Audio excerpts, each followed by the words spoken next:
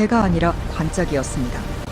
나침반 하나의 의지에 400km 바다를 건너겠다는 미친 계획. 아오지 탄광에서 살아남은 일가족 6명이 썩은 목선에 목숨을 걸었습니다.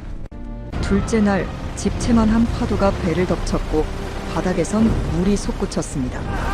온 가족이 탈진해 쓰러졌을 때 막내 은미가 뱃머리로 기어올라가 절규했습니다. 하나님, 제발 우리 가족 좀 살려주세요.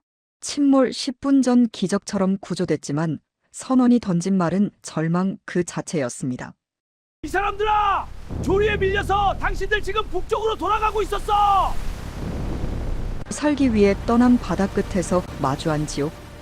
과연 이 가족은 무사히 꿈꾸던 한국 땅을 밟았을까요? 이야기를 시작하기에 앞서 구독과 좋아요를 눌러주시기 바랍니다. 그 모든 것은 아오지에서 시작되었습니다. 여러분, 아오지라는 곳을 아시나요? 북한에서도 이름만 들으면 고개를 절레절레 흔드는 곳. 범죄자, 반동분자들이 끌려가는 탄광촌. 그곳이 제가 태어나고 자란 고향입니다. 저희 집안은 대대로 반동이었어요. 할아버지는 일제시대에 일본 유학까지 다녀온 학자셨는데 해방 후 김일성 정권에 반대하셨다가 처형당하셨습니다. 재산은 몰수 겨우 19이었던 아버지는 아오지 탄광으로 추방됐어요. 꿈 많은 나이에 아버지는 그날부터 석탄을 캐기 시작했고 평생 그 탄광을 벗어나지 못했습니다. 저희는 딸 셋의 막내 아들 사남매였어요. 저는 둘째 서영, 언니가 지연이. 북한에서 반동 중에서도 알반동, 감시 1순위 가족. 보이부 눈밖에 나면 그날로 끝이에요. 숨 쉬는 것조차 조심해야 하는 삶이었죠. 그래도 저희 집안은 다른 집과 뭔가 달랐어요. 아버지가 항상 이런 말씀을 하셨거든요. 너희가 바꿀 수 없는 것에 집착하지 마라. 하지만 너희 미래를 바꾸지 않는 건 너희 잘못이다. 아오지 탄광에서 석탄 먼지를 뒤집어 쓰고 돌아오시면서도 아버지 눈빛만큼은 절대 죽어 있지 않았어요. 뭔가를 기다리는 눈이었습니다. 그리고 1994년 김일성이 죽었습니다. 온 나라가 울었어요. 진짜로요. 학급이 통째로 울면서 만수대 동상 앞까지 행진했고 텔레비전에서는 하늘도 슬퍼서 열흘 넘게 비가 내렸다고 했죠. 만수대 동상 위로 흰 비둘기떼가 수백 바퀴를 돌고 갔다고도 했어요. 사람들은 진심으로 믿었고 진심으로 울었습니다. 그런데 우리 집은요? 아버지가 닭을 잡으셨어요. 몰래. 잘 갔다. 내가 갔으니 앞으로 우리 미래는 밝을 거야. 저는 산에 올라가 꽃 꺾는 척하며 누워서 산딸기를 따먹었어요. 속으로 중얼거리면서요. 죽어서도 우리를 힘들게 하네. 14살이었습니다. 저는 이미 알고 있었어요. 이 나라가 뭔가 잘못되었다는 걸. 하지만 입 밖으로 꺼내면 죽는다는 것도요. 그때는 몰랐습니다. 아버지가 기다리고 계셨던 것이 무엇이었는지. 그 대답은 3년 뒤에 찾아옵니다. 언니 지연이는 어릴 때부터 남달랐어요. 다리가 길고 빨랐거든요. 동네 아이들이랑 달리기를 하면 남자애들도 상대가 안 됐어요. 처음에는 스케이트 선수를 하다가 육상으로 갔는데 거기서 또 스카우트가 돼서 축구팀에 들어갔습니다. 여자 축구. 100m를 13초대에 끊었으니까 감독 눈에 안 띌 수가 없었죠. 감독이 언니한테 그랬대요. 너 축구하면 해외도 나갈 수 있고 비행기도 탈 수 있다. 아오지 탄광에서 평생 석탄만 캐던 집안의 딸한테 비행기라니. 언니 눈이 번쩍 뒤집어진 거죠. 그런데 그 훈련이라는 게 보통이 아니었어요. 새벽 4시에 일어나서 통나무를 어깨에 메고 산을 뛰어 올라가야 했어요. 온몸에 상처가 나도 신경 쓰는 사람은 아무도 없었습니다. 자갈밭에서 슬라이딩하면 엉덩이 살이 그대로 깎여 나갔어요.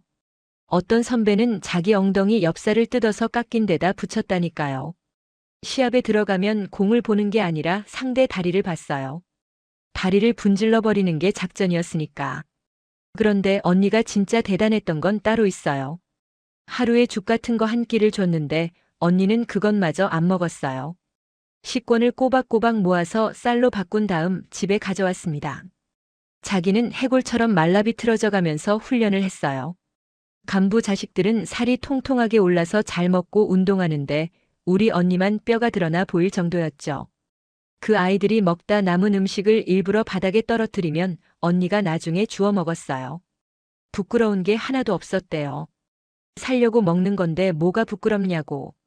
제가 어릴 때 유치원생이었을 때 부모님이 일 나가시면 저랑 동생들 셋이 마당에서 햇볕 쬐고 앉아 있었거든요. 그러면 언니가 점심시간에 자기도 배고픈데 이빨 사이에 밥을 꾹꾹 눌러서 숨기고 뛰어와요. 그리고 우리 입에 하나씩 넣어줬어요. 새가 새끼한테 먹이 주는 것처럼. 원정 경기를 나가야 하는데 도시락 살 돈이 없으면 언니는 기차 안에서 노래를 불렀어요. 어디서 몰래 배운 나만 노래를. 당신은 모르실 거야, 얼마나 사랑했는지. 매일 김정일 장군님 노래만 듣던 사람들이 그 노래를 들으면 얼굴에서 빛이 나더래요. 어떤 분은 울었대요. 가슴이 아프다고. 사람들이 옥수수 튀긴 거, 콩 볶은 거를 하나씩 쥐어줬고 감독이 그걸 싹 챙겼어요. 야, 우리 부자 됐다. 그게 언니의 도시락이었습니다. 그렇게 피땀 흘려서 거의 국가대표 선발 직전까지 갔어요. 그런데 16살이 되던 1996년 감독이 언니를 불렀습니다. 야, 지연아. 너는 안 된다. 끝이었어요. 출신 성분 조회가 들어간 거예요. 아무리 빨라도 아무리 잘해도 아오지 탄광 반동 분자에 따른 국가대표가 될 수 없었습니다. 뇌물을 바쳐도 안 됐어요. 뇌물을 받아봤자 반동 자식을 올려보낸 감독도 같이 죽으니까. 새벽 4시부터 밤까지 공부도 안 하고 오직 공만 찼어요. 그게 10년이에요. 몸을 갈아 넣었는데 너는 안 된다 한마디로 전부 끝난 겁니다. 그 뒤로 언니가 며칠 동안 멍하니 있더니 어느 날 아침 머리에 두건을 감고 탄광모를 쓰고 나왔어요. 이마에 작은 불을 달고 아버지 옆에 섰습니다. 16살 소녀가 아오지 탄광으로 출근하는 날이었어요. 그 뒷모습을 보면서 저는 처음으로 이런 생각을 했습니다. 아, 이 나라에서는 아무리 노력해도 소용없구나. 우리 같은 사람은 여기서 태어나서 여기서 죽는 거구나. 언니의 꿈이 부러지는 소리가 그때 처음 들렸어요. 언니가 탄광에 들어간 날 아버지가 처음으로 하신 말씀이 있어요. 우리는 언제 죽을지 모른다. 명심해라. 농담이 아니었습니다. 아오지 탄광갱도 안에 들어가 보면 천장을 받치고 있는 나무 기둥이 전부 썩어 있어요. 손으로 누르면 푸석푸석 부서질 정도로. 조명이요? 후레쉬 하나 제대로 없어서 앞사람 얼굴도 안 보여요. 목소리 듣고 누군지 구별하는 거죠. 그 어둠 속을 새벽 5시부터 밤늦게까지 걸어다니면서 일했어요. 언니는 물 퍼내는 일을 맡았어요. 갱도 안에 물이 자꾸 고이거든요. 문제는 펌프를 켜려면 스위치를 꽂아야 하는데 꽂을 때마다 스파크가 튀는 거예요. 장갑이요? 없어요. 양말도 없었어요. 아버지는 헝겊으로 발을 감고 그 위에 비닐을 씌워서 신발 대신 신으셨어요. 16살 소녀가 맨손으로 감전 위험을 감수하면서 매일 스위치를 꽂았습니다. 아버지는 갱도에 들어갈 때마다 언니한테 같은 말을 하셨어요. 만약 가스 폭발이 나면 무조건 기둥 사이 틈으로 들어가서 숨어 있어라. 언니는 처음에 실감이 안 났대요. 16살이 죽음을 실감하기엔 너무 어리잖아요. 그냥 멍하니 아버지 뒤를 따라 발이 가는 대로 걸었다고. 그런데 그해 겨울 실감하게 됐습니다. 갱도 한쪽이 무너졌어요. 소리가 먼저 왔어요. 우두둑 하는 소리가 어둠 속에서 울리더니 콰르릉 천장이 내려앉았습니다. 먼지가 앞을 가렸고 비명소리가 들렸어요. 언니는 아버지가 말씀하신 대로 기둥 사이 틈에 몸을 밀어 넣었어요. 심장이 터질 것 같았대요. 숨도 못 쉬고 웅크리고 있는데 바로 옆에서 같이 일하던 아저씨가 돌더미에 깔린 거예요. 그 아저씨는 못 나왔습니다. 한 달에 한두 명 죽는 건 일도 아니었어요. 지지목이 썩어서 갱도가 무너지고 가스가 새서 폭발하고 그래도 다음 날 아침이면 다시 들어가야 했어요. 시체 치우고 그 자리에서 다시 석탄을 캤습니다. 월급이요? 없었어요. 월급이라는 개념 자체가 없었습니다. 집에 와서 알아서 살아남으라는 거죠. 석탄을 몰래 조금 빼돌려서 장마당에서 옥수수랑 바꿔 먹고 산에 가서 소나무 껍질을 벗기고 배추 뿌리를 캐서 옥수수 가루에 섞어 죽을 쑤어 먹었어요. 어머니가 장마당에서 쌀을 사다가 보이부 단속에 걸린 적이 있었어요. 쌀자루를 뺏기고 벌금까지 물었습니다. 그날 저녁 온 가족이 소금물에 풀뿌리 넣은 국 한 그릇을 나눠 먹었는데 막내 은미가 그랬어요. 엄마, 이거 맛있다. 어머니가 고개를 돌리셨어요. 울고 계셨습니다. 아버지는 그래도 매일 아침 갱도에 들어가시면서 언니한테 이렇게 말씀하셨어요. 어떻게든 살아서 나가자. 이것도 지나간다. 언니가 어느 날 아버지한테 물었대요. 아빠, 우리는 희망이 없어요. 왜 자꾸 괜찮다고 해요? 이 썩은 나무 아래서 매일 언제 죽을지 모르는데. 아버지가 검게 그을린 얼굴로 언니를 바라보시며 말씀하셨답니다. 내가 아오지에서 태어난 건 죄가 아니다. 하지만 내 미래를 바꾸지 않는 건 그건 내 잘못이야. 그날 밤 갱도 붕괴로 동료를 잃은 그날 밤 아버지가 처음으로 이런 말씀을 하셨어요. 이래서 나가야 한다. 나가다. 그 두 글자가 무엇을 뜻하는지 그때는 감히 상상도 못했습니다. 1997년 2월 아버지가 폭탄 선언을 하셨습니다. 저녁을 먹고 난 뒤였어요. 아버지가 온 가족을 모아놓더니 낮은 목소리로 말씀하셨어요. 때가 됐다. 온 가족 다 탈북해서 남쪽으로 가자. 심장이 멈추는 줄 알았습니다. 탈북이요. 그 두 글자는 북한에서 입에 올리는 것조차 사형감이에요. 그런데 아버지가 대뜸 온 가족을 데리고 나가겠다고요. 그것도 아오지에서요. 감시가 가장 삼엄한 반동촌에서요.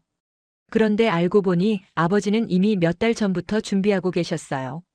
탄광일을 핑계로 마을 바깥을 오가시면서 두만강 국경까지의 길을 몰래 답사하신 거예요. 어디로 넘어야 하는지, 군인 초소가 어디에 있는지, 교대 시간은 몇 시인지. 아버지 혼자서 다 알아놓으신 겁니다. 그런데 고난의 행군이 시작되면서 상황이 달라졌어요. 주변에서 굶어 죽는 사람이 하나둘 나오기 시작했고 이웃집 아주머니가 어느 날 넌지시 물었어요. 요즘 댁이 짐 정리하는 것 같던데. 아버지가 순간 얼어붙으셨지만 태연하게 대답하셨죠. 탄광 배치가 바뀌어서 이사 간다. 그날 밤 아버지는 출발 일정을 이틀 앞당기셨어요. 아버지 판단은 이랬습니다. 지금 아오지가 무너지고 있으니까 곧 탈북하는 사람이 늘어날 거다. 그러면 감시가 더 강화된다. 뭐든지 최초가 확률이 높다. 출발 전날 밤 언니 지연이가 몰래 학교 운동장에 다녀왔더라고요. 축구 골대를 만져보고 왔대요. 주머니에 운동장 흙을 한 줌 넣어가지고 다시는 못 오겠구나 하면서 그 흙을 언니는 나중에 한국까지 갖고 왔습니다. 출발 당일 아침 아오지 마을을 빠져나가려면 마을 입구의 군인 초소를 지나가야 해요. 아버지가 초소 군인한테 말씀하셨어요. 마을 바깥에 식량 좀 구하고 올게. 금방 돌아온다. 군인이 고개를 끄덕였어요. 그렇게 우리 6 식구는 아오지를 빠져나왔습니다. 돌아올 생각 따위는 없었어요. 거기서부터 두만강 국경까지 그냥 걸었어요. 터벅터벅. 아무것도 없이 그냥 걸었습니다.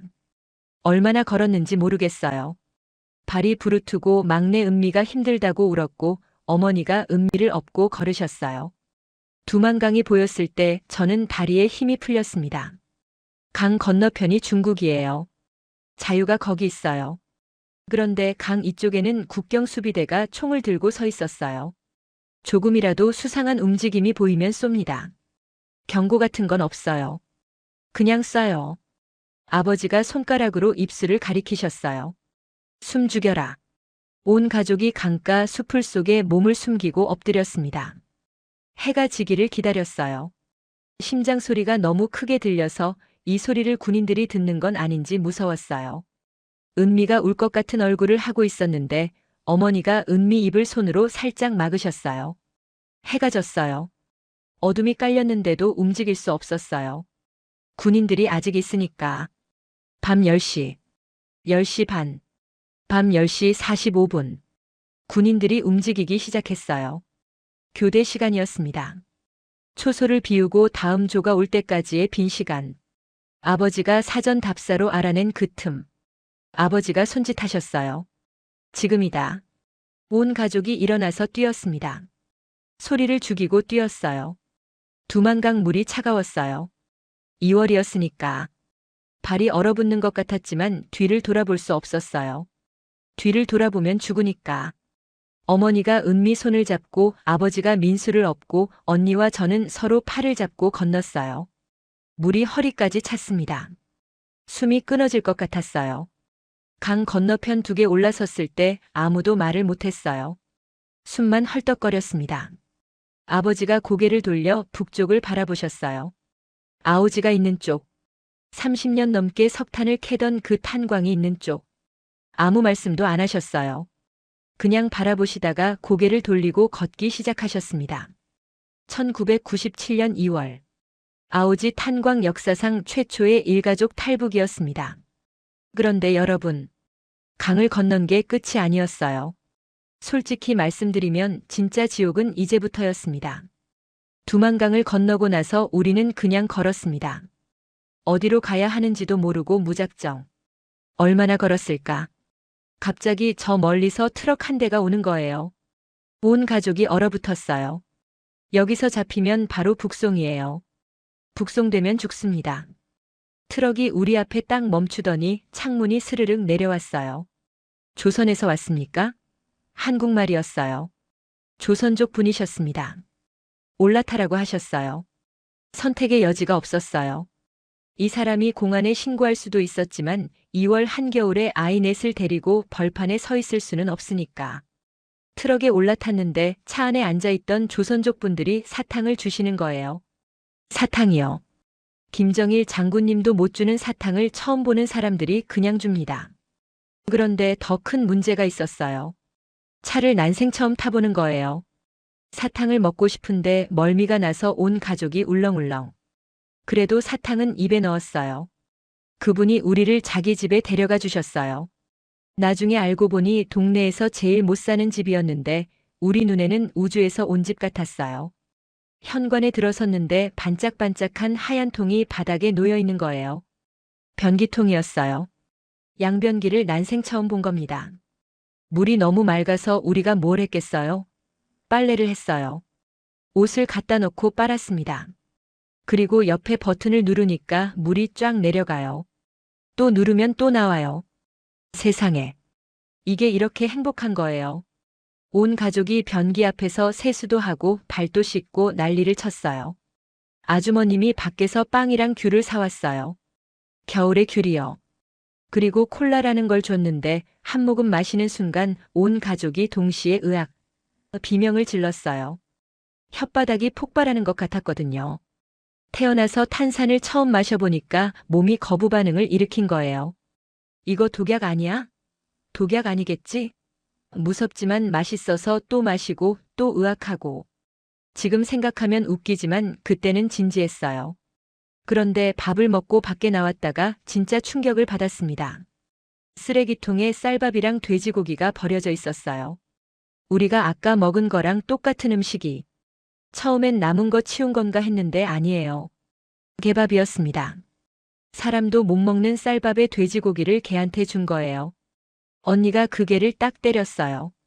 어디 개가 사람도 못 먹는 걸 먹어. 하면서 개밥 그릇을 빼앗아서 손으로 퍼먹었어요. 근데 그 개가 어떻게 했는지 아세요? 물지도 않고 그냥 옆에서 쳐다봤어요. 먹든지 말든지 하는 표정으로. 풍족하게 먹던 개의 여유. 그 옆에서 닭이 옥수수를 발로 차며 안 먹고 있었어요. 우리는 옥수수 한 톨에 목숨을 걸었는데 여기서는 닭도 옥수수를 거들떠보지 않는 거예요. 언니가 주저앉으면서 그랬어요. 아빠 말이 맞았구나. 진짜 개도 쌀밥을 먹는 세상이 있었구나. 김일성이 쌀밥에 기와집에 고기국이 우리의 소원이라고 했는데 옆나라 개가 이미 그렇게 살고 있었던 겁니다. 그 배신감이 어마어마했어요. 그 뒤로 가족은 한인들이 많이 사는 해안 도시로 이동했어요. 그 도시로 가는 기차 안에서 갑자기 공안이 신분증 검사를 시작한 적이 있었어요. 심장이 쿵 내려앉았죠. 아버지가 가족을 화장실에 숨기고 혼자 버티셨어요. 옆자리 조선족 아저씨가 눈치를 채시고는 이 사람 내 친척이다. 신분증은 내가 갖고 있다고 거짓말을 해주셨어요. 그 한마디가 우리를 살렸습니다. 도시에 정착한 뒤 아버지는 중국어를 못하시니까 시장에서 남들이 버린 우거지를 주워다 끼니를 이으셨고 저는 한인이 운영하는 고깃집에 서빙으로 들어갔어요. 저는 거기서 미친 듯이 일했습니다. 손님 고기를 직접 구워드리면서 고기는 자주 뒤집으면 육즙이 빠져요. 제가 맛있게 구워드릴게요 하면서 서비스를 했어요. 화장실 청소도 자발적으로 했고 손님이 토해놓은 것도 맨손으로 닦았어요. 사장님이 야, 넌 내 복덩어리다 하시면서 월급을 올려주셨어요. 그 사장님은 경상도 분이셨는데 우리가 북에서 온 걸 다 아셨을 거예요. 유난히 저를 챙겨주시고 동생 민수가 가게 앞에 오면 불러다가 밥을 먹이셨어요. 계란 후라이를 맛있게 먹으니까 하나 더 가져오라 하시고 그리고 가게에서 나오는 빈 캔을 아버지가 가져가도 된다고 하셨어요. 아버지는 그 캔을 모아다 파셔서 푼돈을 벌으셨죠. 저는 몰래 손님들이 먹다 남긴 닭날개나 고기를 비닐에 싸서 캔 안에 숨겨놨어요. 그리고 아버지한테 말씀드렸죠. 아빠, 캔 가져갈 때 안에 손 넣어봐요. 내가 고기 넣어놨을 거야. 아버지가 그걸 가져가서 구워 드시고 동생들한테도 나눠주셨어요. 굶으면 안 되니까. 살려고 하는 건데 뭐가 부끄럽겠어요. 민수가 중국 아이들이 학교 가는 걸 보고 풀이 죽어 있길래 제가 교장 선생님을 찾아갔어요. 저는 고아인데 동생이 공부하고 싶어 합니다. 제가 돈 벌어서 보낼 테니 받아주세요. 교장 선생님이 감동하셔서 학비를 면제해 주셨어요.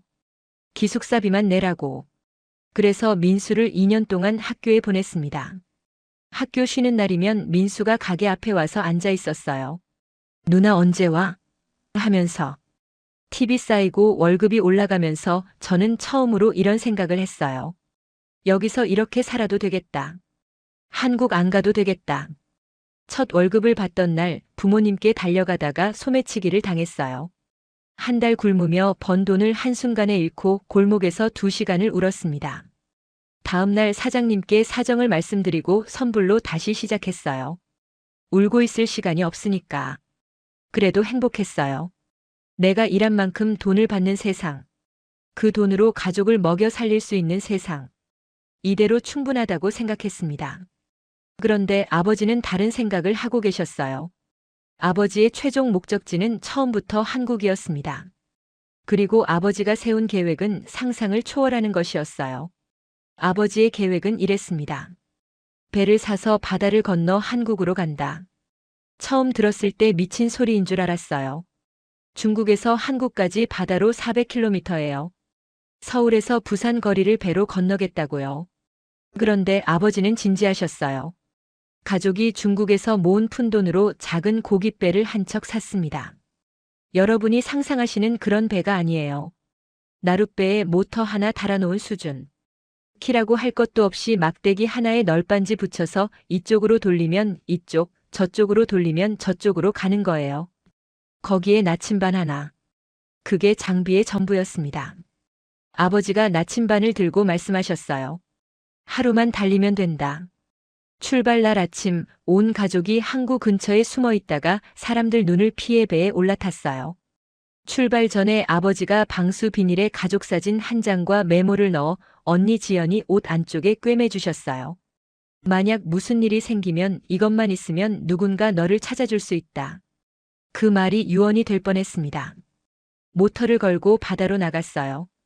첫날은 괜찮았습니다. 물결이 잔잔했고 나침반 방향대로 배가 나아갔어요. 밤이 되자 하늘에 별이 쏟아졌는데 북한에서도 중국에서도 본 적 없는 바다 위의 별하늘이었어요. 내일이면 한국이다. 진심으로 그렇게 믿었습니다. 문제는 둘째 날부터였어요. 배 바닥으로 물이 스며들기 시작했어요. 나무판 틈 사이로 바닷물이 올라오는 겁니다. 온 가족이 바가지로 손으로 뭐든 잡히는 걸로 물을 퍼냈어요. 퍼내도 차올랐어요. 하루 종일 쉬지 않고 물만 퍼냈습니다. 팔이 떨어져 나가는 줄 알았어요. 첫날 밤은 그렇게 버텼어요. 근데 둘째 날이 되니까 온 가족이 탈진해서 쓰러지기 시작했어요. 그 상태에서 하늘이 변했습니다. 아버지가 일기예보를 제대로 못 보신 거예요. 태풍이 오고 있었어요. 파도가 달라졌어요. 찰랑거리던 물결이 갑자기 벽처럼 솟아올랐습니다. 파도가 아니었어요. 산이었어요. 진짜로 저만한 산이 바다에서 일어나서 배를 향해 달려오는 거예요. 찰싹 치는 게 아니라 팍 때렸어요. 배가 옆으로 기울고 물이 쏟아져 들어오고 비명소리가 뒤섞였어요.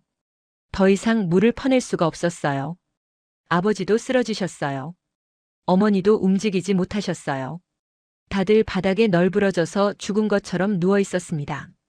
그때 동생 은미가 움직이기 시작했어요.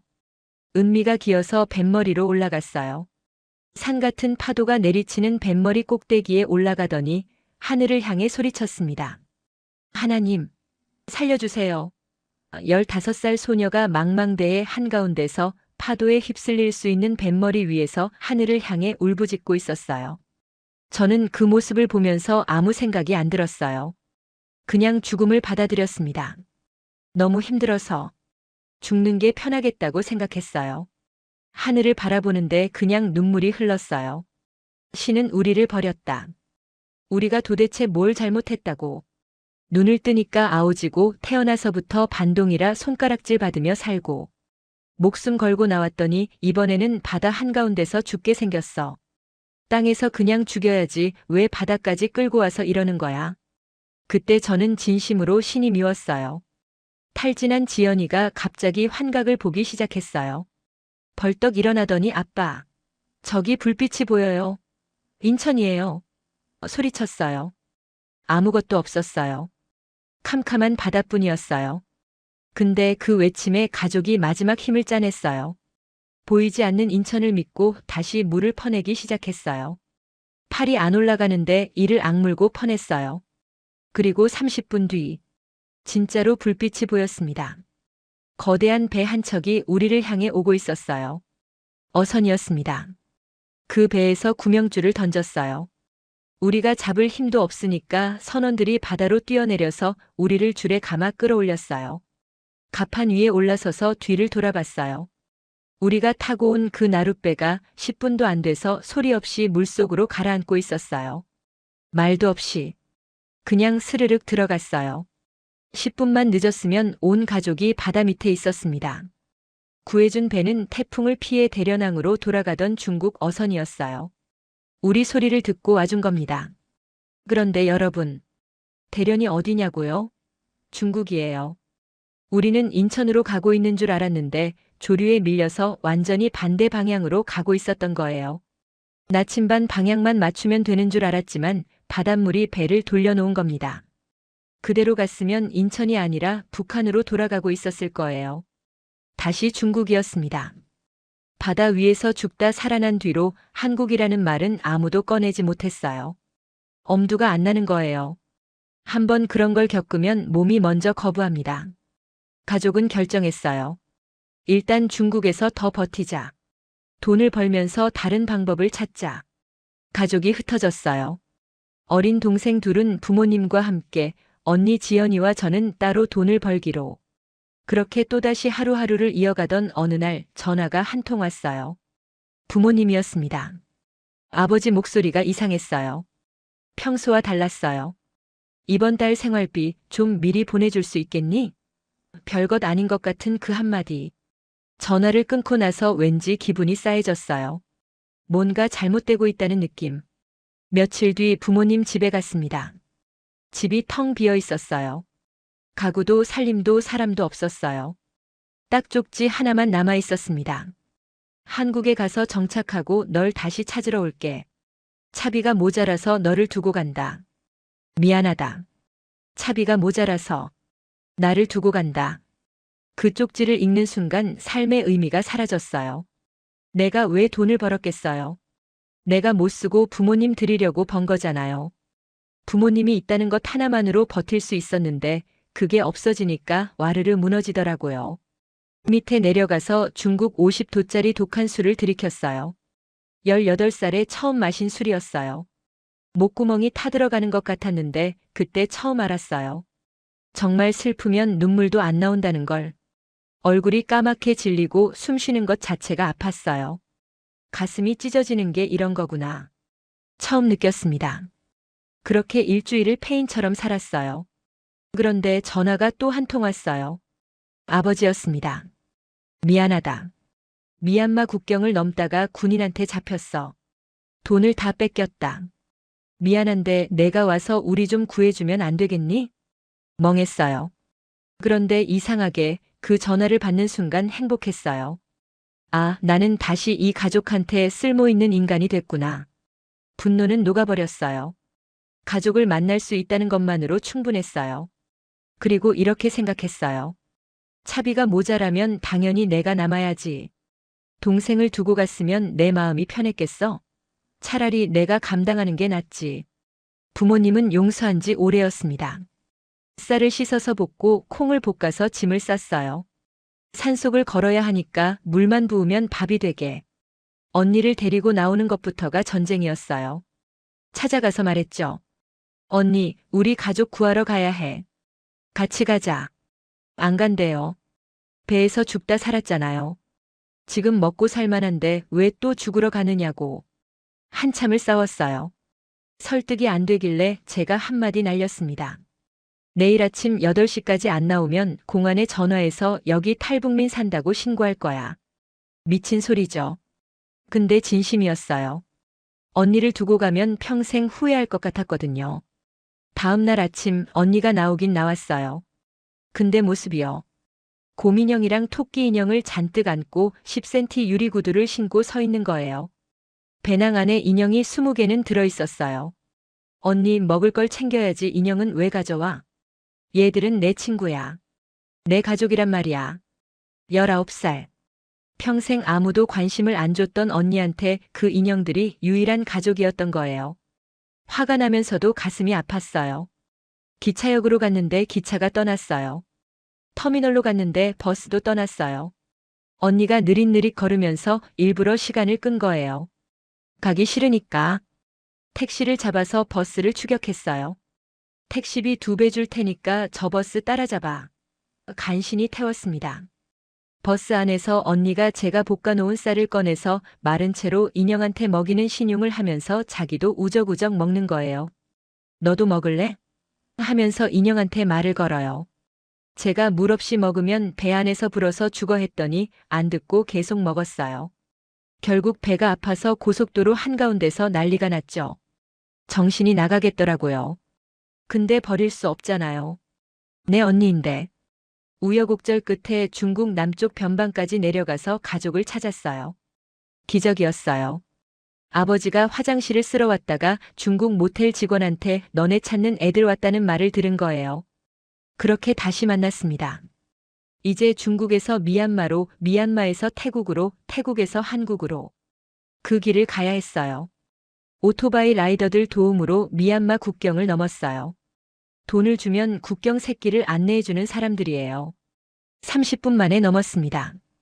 그 전에 온 가족이 뗏목 만들다 총 들고 온 중국 경비대한테 잡혔을 때는 3일이 걸렸는데 길을 아는 사람과 함께하니 30분이면 되는 거예요. 근데 미얀마가 만만한 곳이 아니었어요. 내전 중이었거든요. 열대우림에 산세도 높고 밤에 갑자기 비가 쏟아지면 미끄러워서 올라갈 수가 없어요. 정글을 걷고 있는데 앞에서 군인들이 왔어요. 온 가족이 수풀에 숨었습니다. 그런데 언니만 숨다가 그대로 잠들어 버린 거예요. 피곤해서 눈을 감은 게 그대로 잠이 된 거죠.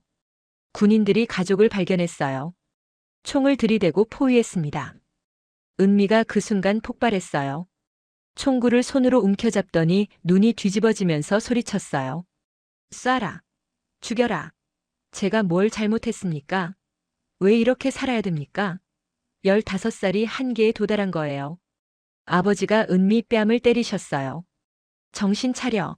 너 때문에 다 죽는다. 은미가 주저앉아 울었어요. 미얀마 군인들이 가족을 잡아갔어요. 그런데 언니 서영만 잠들어 있었으니까 못 잡은 거예요. 서영이 눈을 떴을 때 주위에 아무도 없었습니다. 혼자였어요. 미얀마 정글 한가운데서. 거기서부터 서영이 혼자 걸었어요. 한 달이 넘게. 머릿속에 기억해둔 지도를 떠올리면서 남쪽으로 걸었어요. 먹을 게 없었어요. 풀잎을 씹고 시냇물을 마시고 밤에는 나무 밑에 웅크리고 잤어요. 모기가 온몸을 뜯어먹었어요. 열대 정글의 모기는 북한 모기랑 차원이 달라요. 며칠 뒤 고열이 시작됐어요. 말라리아였습니다. 의식이 오락가락했어요. 걷다가 쓰러지고 일어나서 걷다가 또 쓰러지고. 어느 순간 강가에 쓰러져 있는데 누군가 제 어깨를 흔드는 거예요. 눈을 떠보니 12~13살쯤 되어 보이는 미얀마 소녀였어요. 말이 안 통했어요. 근데 이 아이가 다음 날 또 왔어요. 집에서 가져온 약초 같은 걸 물에 타서 먹여줬어요. 이틀 동안 물이랑 바나나를 가져다 줬어요. 말 한마디 안 통하는데 그냥 도와준 거예요. 서영이 회복한 뒤 가진 거라곤 머리핀 하나뿐이었어요. 그걸 소녀한테 줬어요. 아이가 환하게 웃었대요. 그 웃음이 아직도 잊히지 않는데요. 열이 좀 가라앉고 나서 다시 걸었어요. 어느 날 좁은 산길을 걷고 있는데 뒤에서 누가 소리를 지르는 거예요. 미얀마 현지인이었어요. 손을 미친 듯이 흔들면서 멈추라고. 발밑을 보니 수십 미터 앞에 나무 말뚝에 빨간 천이 묶여 있었어요. 지뢰 표식이었습니다. 내전 지역이라 지뢰가 묻혀 있었던 거예요. 그 사람이 우회로를 알려줬어요. 만약 그 사람이 소리 안 질렀으면 지금 여기 없습니다. 강가에서 물고기를 발견했어요. 돌 밑으로 숨는 물고기를 돌을 들어서 내리치고 기절한 걸 손으로 잡아서 날로 먹었어요. 비린내가 끔찍했지만 먹는 순간 안 보이던 눈이 보이기 시작했어요. 영양이 공급되니까 시력이 돌아온 거예요. 미얀마 10대 아이들이 강에서 고기를 잡다가 서영을 봤어요. 머리카락은 다 빠지고 164cm에 38kg, 새까맣게 마른 얼굴에 눈만 번들거리는 사람이 생고기를 뜯어먹고 있으니까. 아이들이 그물을 던지고 비명을 지르며 도망갔어요. 서영은 신경 쓸 힘도 없었어요. 그 애들이 놓고 간 그물로 물고기를 더 잡아서 배불리 먹었어요. 정글에서 처음으로 배가 부른 날이었어요. 어느 마을에서 기적적으로 영어를 할 줄 아는 미얀마 청년을 만났어요. 필리핀 유학을 다녀온 학생이었는데 손짓발짓 영어를 섞어가며 사정을 설명했더니 청년이 내가 도와주겠다고 했어요. 이 청년의 부모님이 마침 인근에서 지위가 있는 분들이셨어요. 그분들 도움으로 미얀마 태국 국경을 무사히 넘을 수 있었습니다. 태국에서 고속버스 터미널에 갔어요. 방콕행 표를 살 돈이 없었어요. 승객이 다 타고 짐칸 문을 닫을 때 거기로 기어 들어갔어요. 짐칸 안은 엔진 매연의 기름 냄새에 숨을 쉴 수가 없었어요. 멀미에 토하면서 수십 시간을 버텼어요.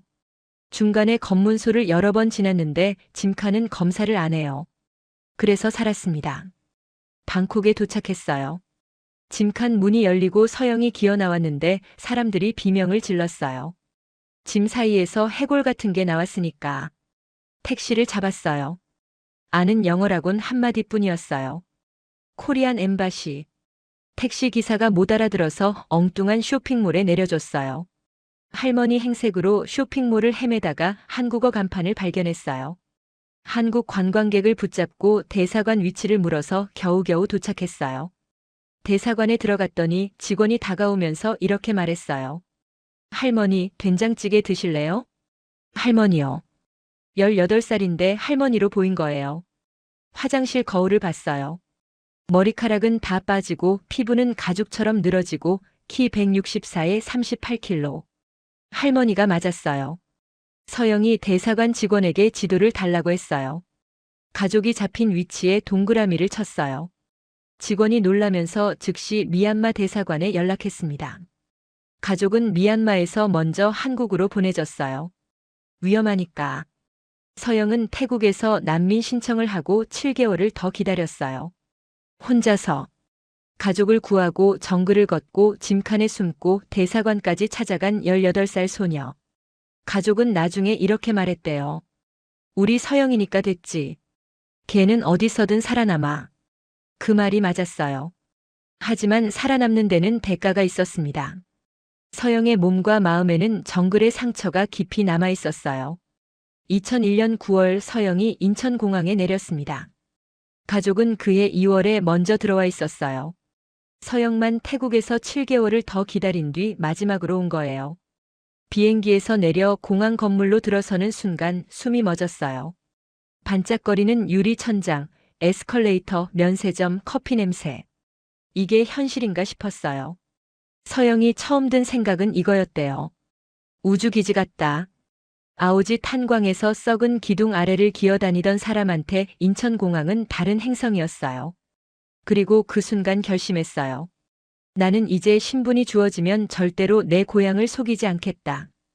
어디서 왔냐고 물으면 당당하게 말하겠다. 나는 아오지에서 왔다고.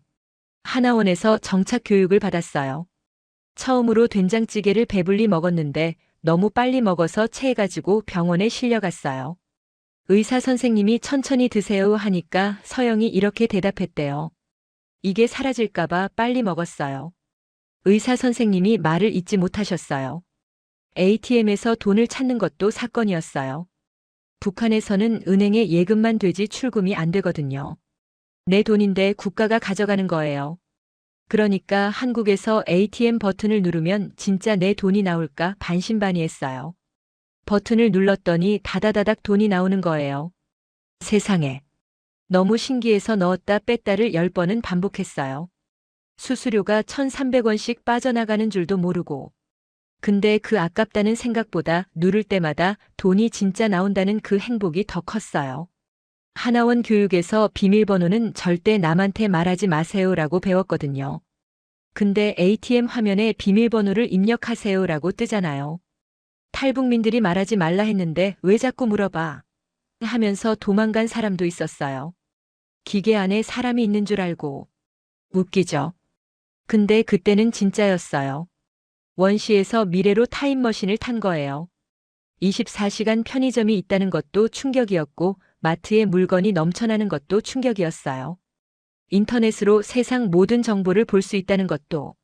아오지에서는 라디오 하나 몰래 듣다가 죽을 뻔했는데 여기서는 세상 모든 걸 자유롭게 볼 수 있었어요. 말투가 달라서 힘들었어요. 같은 한국말인데 다른 말 같았어요. 음식 맛도 달랐어요. 근데 그래도 같은 민족이니까.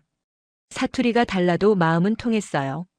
적응은 쉽지 않았습니다. 하나원을 나와서 세상에 던져지니까 모든 게 낯설었어요.